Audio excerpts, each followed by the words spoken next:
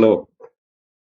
In today's video, we are moving away from the Grunfeld, which we have studied in recent videos, and for that I also prepared for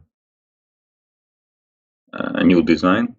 So let's see what we have. So we will study a little bit the Queen's Gambit declined Carlsbad variation, and the game what we are going to take a look at is Vladimir V.Georgiev against Miles Palau.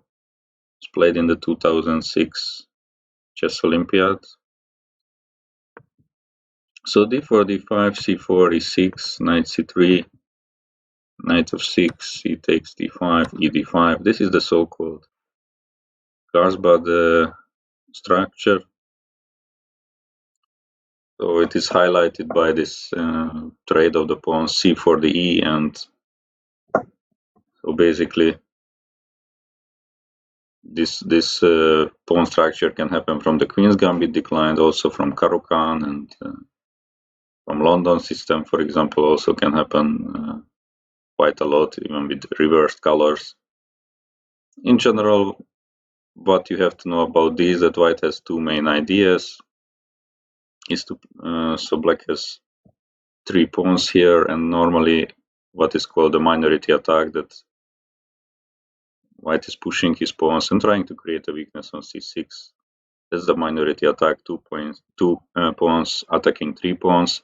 Or the other one, what we recommend with Angelica in the course, is to play I mean, most of the time. Of course, sometimes we go for the minority attack when it's really beneficial for us, but in general, more often we recommend is bishop g5, e3, bishop d3, and knight g2. So to put the knight on e2 and then break in the center with f3, e4. So these are the two main ideas for white.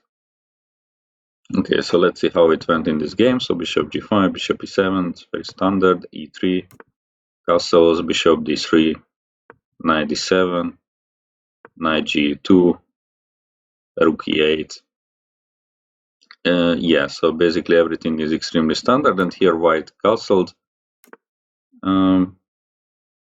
It's completely fine, but there is not much reason to delay also queen c2 already, so that's the place for the queen. So he could have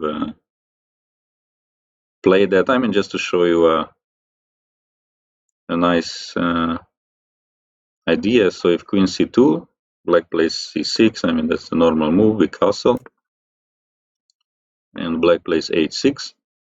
Then instead of playing bishop h4, which allows moves like knight h5 and some trades for black, which is quite okay, we have a nice move bishop f4 in this situation. So first sight it looks surprising that why do we put the bishop here, but you can see the point after black goes for knight h5, so trying to take this bishop on f4. Now you can stop the video and try to find the best move for white. So it is this nice tactical shot, knight takes on d5. So the point is that if the pawn takes back after bishop c7, the queen is trapped on d8, quite unusual by its own pieces. And if black would like to, make an intermediate move, it has actually two refutations. The knight simply can take on f4, but it's even better just to take e7, queen e7, knight f4, and white won a very important central pawn and has a winning position. Okay, so none of it is relevant for this game. Short castle was played, knight f8, f3. Again, I believe it's time for queen c2, and then it cannot. I mean, it still can happen what happened in the game, but queen c2 looks more precise simply at this moment. But f3 is also like absolutely normal. White is going for this e4 idea. There is really not much wrong with it. Black went knight e6. So for example, this is one thing, it's little nuance, that if the queen would be on c2 in this position, then after bishop takes, the h7 pawn would be hanging. Just a really minor thing. So bishop h4, black plays g6. I mean, it's even anticipating some future queen c2, or black has some ideas in general in the Carlsbad to trade this to trade this bad bishop, which will be, restricted by this chain on f5, and the knight is helping from g7 to do that.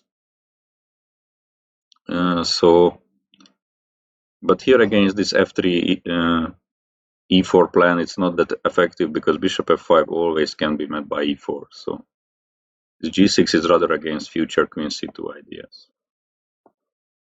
And here what we are going to see very nicely carried away from white, this preparation to play e4.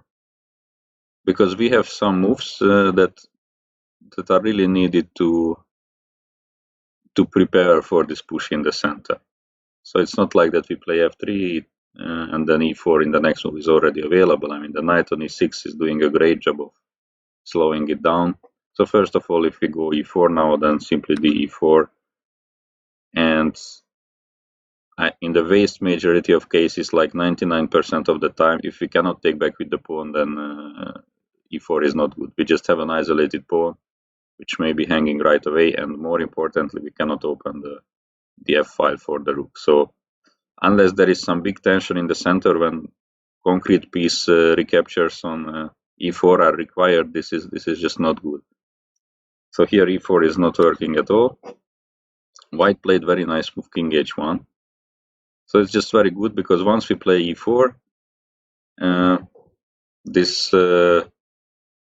this diagonal here is going to be pretty weak, so it's better to move the king away from it.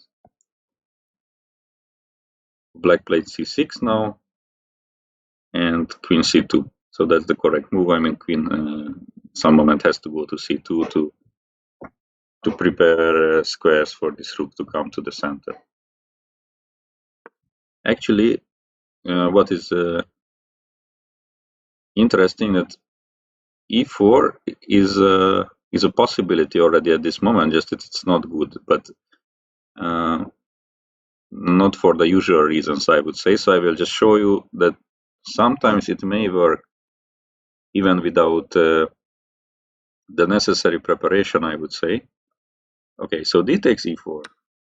So as I said, if no big tension in the center, we always want to take back with the pawn. So f takes e4. So what looks like the problem? Problem looks like that this d4 pawn is hanging. So black is taking knight d4. But here white has a very strong move, bishop c4. So it's extremely strong because now f7 is weak. So that's why we need to open the f file for the rook, and also the knight on d4 is hanging. So it's a pretty tough situation for black. He has to take on e2, queen e2. And there is nothing better than rook f8 now to protect on f7, and then we go with e5. And here there are different options for black, but we have many ideas, like some moment e6 or sacrificing on f7 even. Knight can come to e4, rook with a tempo to d1. So computer is suggesting this intermediate move bishop g4, but now we can enter a very imbalanced situation, which I quite like for white, to be honest, that we take on f6, bishop e2, fe7. It's a huge fork, queen d4, then we take with a check.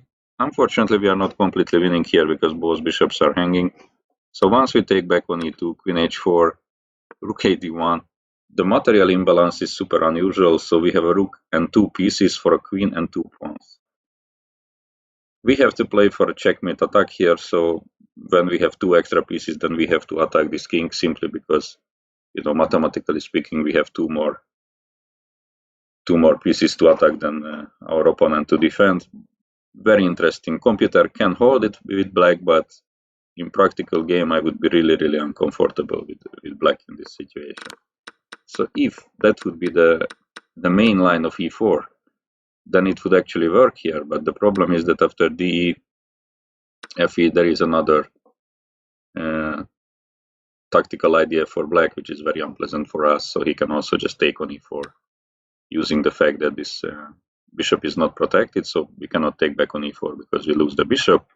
And if we do an intermediate move like bishop e7, then after knight c3, both queens are hanging at the end of the day, black will be just up a pawn. So that's the refutation here of e4. So queen c2 was played correctly. Black played b6. Again, as I said, knight g7 doesn't make so much sense. It moves away from the d4 pawn, and bishop f5 can be blocked by e4. What makes a lot of sense, and it's kind of the main fashion. I mean, not exactly in this position, but black is doing this b5 a lot. So the idea is to play something like a5, maybe bishop a6, and then with b4 kick away this knight from the fight of the central squares e4 and d5. So that's an interesting idea. But b6 was played in this current game, which I mean, also pretty logical. Black wants to challenge the center with c5, and if possible, take back with the pawn on c5. So this is also pretty logical. White plays rook a to d1, bishop b7. So basically, we already saw one typical preparatory move for e4. That's king h1. Another one, rook d1. So it's not only supporting this d4 pawn, but also, it faces the queen. So there are some tactical ideas. And indeed, when I check this exact position in the database, many people went already for e4, since it looks like, okay, it is just working perfectly. But here is, I would say, black's main response, what we should know with white to understand when it works or not. So one was about the d4 pawn, and the second one is that this d takes on e4. So no tension in the center. Our first choice is definitely fe. And in case of knight takes on d4, there is knight takes on d4, queen d4, and bishop a6. So the queen is under attack, bishop is under attack, white is winning material and the game. So that's the point of white players. However, after take, we have to realize that our pieces are very nicely located for a fork by the knight. So this move knight g4 is super unpleasant, and actually it is black who has the upper hand in this position. So this e3 square is under attack, bishop is under attack. Playing bishop f2 and giving up this bishop, and then maybe sometimes knight d4 can follow. It's normally not what we want. And even though we can win a full tempo with bishop e7, because black has to recapture, so this idea is still there on e3. So let's say we protect with queen to d2, but black is coming with queen h4. Very strong move, attacking the mate on h2 and the knight f2. White cannot address both threats. He's losing material and the game. So this is just not good. So we are going to see the third very important move, which normally should be done before playing e4, and that is bishop to f2. So it looks a little bit surprising to remove this bishop to a more passive square, but the point is simple and we can understand. This knight g4 will not hurt us as much, because we can just simply remove the bishop and e3 will be under control. And also the bishop is very nicely already protecting the d4 pawn. So it's an extremely nice and important move to know. So black played rook c8, preparing to play c5, and now we did everything correctly. All pieces are on correct square, so there is nothing else to do but to push e4, and that's what happened in the game. Black took on e4. Yeah, it's already hard to give good advice for black, to be honest. It's unpleasant. Once we can build this chain, and have this idea of playing e5, f4, f5, he is just running the risk of getting pushed away from the board, basically. So it's tough. There is another move, c5, which with some ideas like c4 and trapping this bishop, but we have nice strong intermediate move, bishop b5. So rook has to go back to f8. Bishop c6 is simply not possible. We take, rook takes on c6, e d5, knight d5, and after dc5. Not only we are up a pawn currently, but black is going to lose a piece on d5. So this is not working. Rook has to go away. Then again we take. You can see why was it extremely useful to bring the rook. Let's say bishop takes e5, and now bishop h4 is super unpleasant move. Highlighting the pin. Bishop has to go back to e7. So now there are two good ways. We can immediately take an extra pawn with bishop f6, bishop f6, e d5. That's a healthy extra pawn. Some compensation for black because of the pair of bishops maybe, but not enough. But computer is saying that we have all the time in the world. This pin is not running away, so he suggests the machine suggests a very interesting idea, just to play bishop a4, bishop b3, and we can even collect this pawn without giving up the pair of bishops. And if we can do that, then we should do rather like that, so black will have absolutely no compensation. So instead de4 was played, fe4, and black is trying this knight g4, but once again now it doesn't hurt us at all. The bishop is perfectly placed on g1, another nice point of playing king h1. So this vacanted this g1 square for the bishop. So black goes bishop g5, desperately trying to create some counterplay, but normally, also like looking at the most games in this variation, it's like when black cannot do immediately something against this pawn chain, white will always have something to protect against these small threats black can do. So here is just rook f3, very nice move. Queen e7 and h3. Basically already kicking back the knight. He went back to h6. So the point he went to h6, even though it looks extremely ugly, that at least f7 is not an issue. In case of knight f6, we could just double on the f file, and f7 is a little bit of an issue for black. Now again a strong move from white, queen a4, so activating the queen. Black played a6. Of course, now we are not falling for cheap posts like bishop a6, rook a8 or something like this and lose the game on this pin.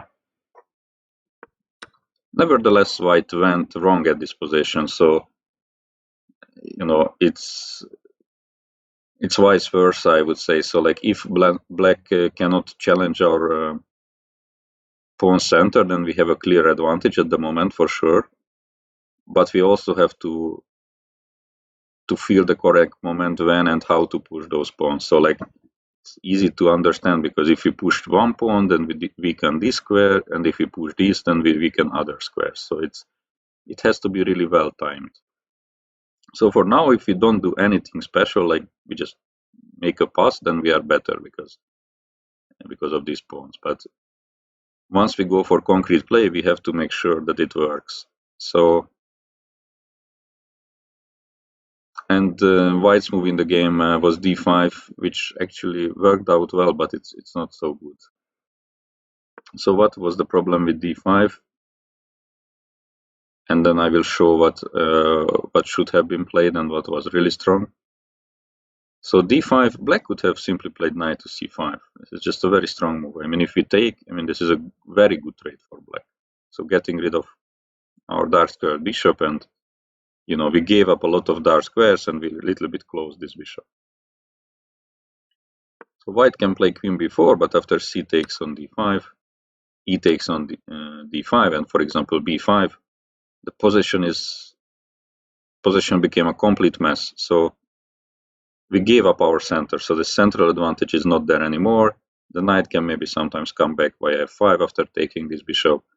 Suddenly this bishop also has some job, and our piece coordination looks a little bit strange, so like we have pieces all over the place. So simply after this knight c5, it's not easy to find anything for white actually. Black went for another intermediate move, which is b5, but it was a serious mistake which fails tactically. So now white went queen a5. Probably this was the whole point. So now knight to c5.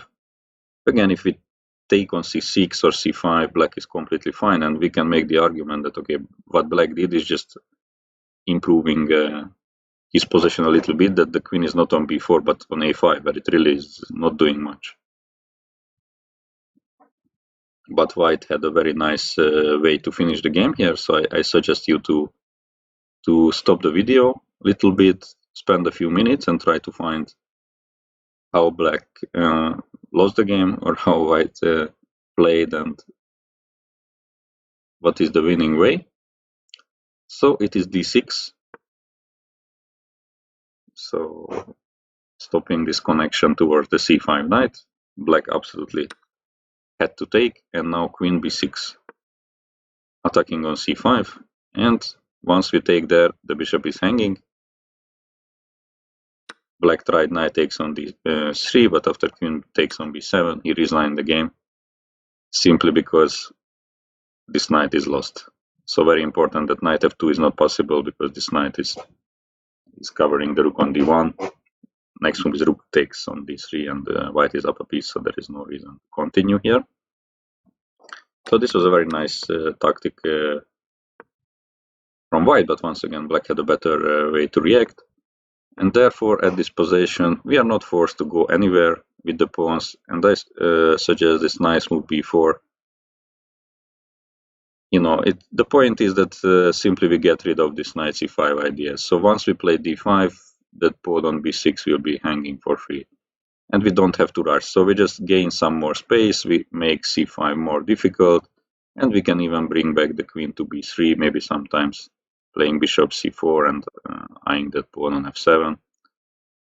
So if I looked at bishop f6, for example, then we can already play d5, because knight goes to g5, and now we can have this nice tactical shot of d6. So now if the queen is not taking the pawn, we simply take f6, queen f6 and d7, and at the end of the day we will have an extra piece. Or if the queen takes, then we have bishop a6. The queen is hanging and he cannot keep protecting both bishops at the same time. So that's losing. And if black plays some move like rook c to d8, then we can just simply bring the rook to f1, or bring this one back to f1 is also possible, and then we really build on this d5 and taking this pawn, which will be with the tempo. As I said, bringing back the queen is also an idea, and black simply cannot challenge our position, so we will have the necessary time to prepare this d5 push better. So that would have been the better way, but anyway, the game quite nicely illustrates that what happens if we can prepare well e4, execute it well, and then black cannot challenge it right away. I hope you liked the video, and I hope to record one very soon again. So keep creating videos in some different topics, not only Grunfeld, which was our main topic recently, but also in other openings. So thank you, and see you.